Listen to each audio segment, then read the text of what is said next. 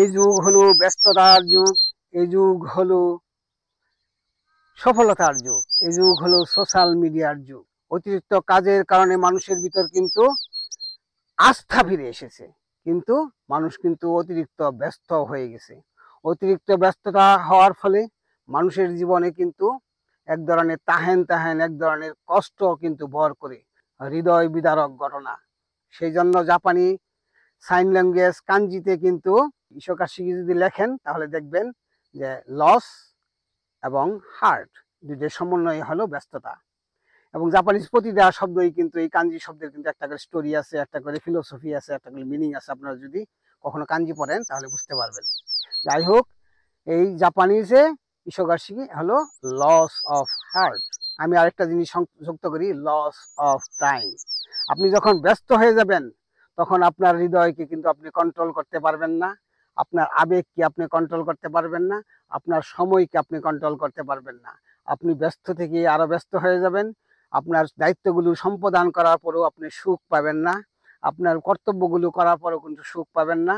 একসঙ্গে অনেক কাজে যুক্ত হওয়ার কারণে আপনি মানে এক ধরনের জীবন্ত লাশের মতো কিন্তু জীবনযাপন করবেন, কুলুর বলার মতো খাটবেন, একটার পর একটা আপনি করতেই থাকবেন, কিন্তু আপনার জীবনে শান্তি হবে না। সেই জন্য এই ব্যস্ততা থেকে মুক্তির জন্য আমাদেরকে তিনটা জিনিস করতে হয়। সেটা হলো পরিকল্পিতভাবে পরিমাণ মতো কাজ করা।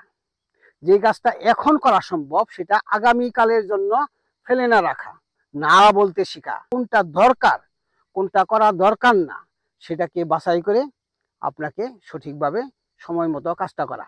আর এটার প্রথম প্রধান বুদ্ধি হলো অবশ্যই ডিজিটাল টেকনোলজি নির্ভর আপনি হবেন, কিন্তু কাগজে লেখা। আগে ছোট সময় আমরা স্কুলে থাকতে, কলেজে থাকতে কিন্তু রুটিন করতাম না, কোনটার পর কোনটা করব, ফার্স্ট প্রায়োরিটি দিতাম, এবং সেই জন্য কিন্তু আমরা পরীক্ষায় ভালো রেজাল্ট করতাম। এবং এখন কিন্তু তার সাথেও কিন্তু কম কাজ করি, কিন্তু আমরা অতিরিক্ত ব্যস্ত হয়ে যাই। মূল কারণ হলো আমরা কাগজে লেখা ভুলে গেছি। কাগজে যদি লেখেন, আপনার রুটিনটা যদি দিনের শুরুতেই প্রথমেই পকেটে রাখেন, তাহলে আপনি কিন্তু সারাদিন কিভাবে চলবে আপনি মাথার ভিতরে একটা ইমাজিনেশন থাকবে, প্রস্তুতি থাকবে। যাই হোক, সবচেয়ে বড় কথা হলো আমাদেরকে পরিমাণ মতো কাজ নিতে হবে, সময় মতো কাজ করতে হবে, এবং পরিকল্পনা মাফিক কাজ করতে হবে। যদি আমরা এটা করতে পারি তাহলে আমাদের জীবন সুখী সুন্দর হয়ে যাবে। জাপানিরা কিন্তু এই ব্যাপারে খুবই দক্ষ।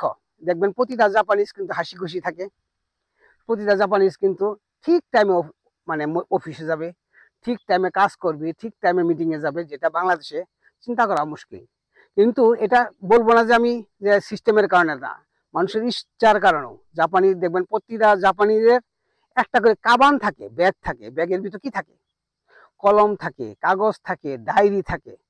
এবং তার স্টেপলিং করার জন্য কি লাগবে, তার অফিস থেকে বাইর হওয়ার জন্য সে অন্যের কাছে যাতে সে পরাধীন না হয়, চাইতে না হয়, সমস্ত কিছুই তার কামানের ভিতর, ব্যাগের ভিতর থাকে। একার কলম, কাগজ, রাবার স্ট্যাম্প, মনে করেন যে বিভিন্ন ধরনের কলম থাকে, হ্যাঁ, বই থাকে অনেক সময়। আপনি শুধুমাত্র একদিন এই জিনিসটা যদি আপনি করেন তাহলে এই যে ফলটা পাই যাবেন। এরপর তো আপনি সপ্তাহ করবেন, 1 মাস করার পর দেখবেন যে you can understand your emotion, you can understand your vision, you can handle your emotion and your future. if আপনার বর্তমানটা যদি আপনি সঠিকভাবে এই পরিকল্পনা মাফিক কাজ করতে পারেন, দেখবেন যে আপনার ভবিষ্যৎ ভালো হয়ে যাবে, অতীত ভালো হয়ে যাবে।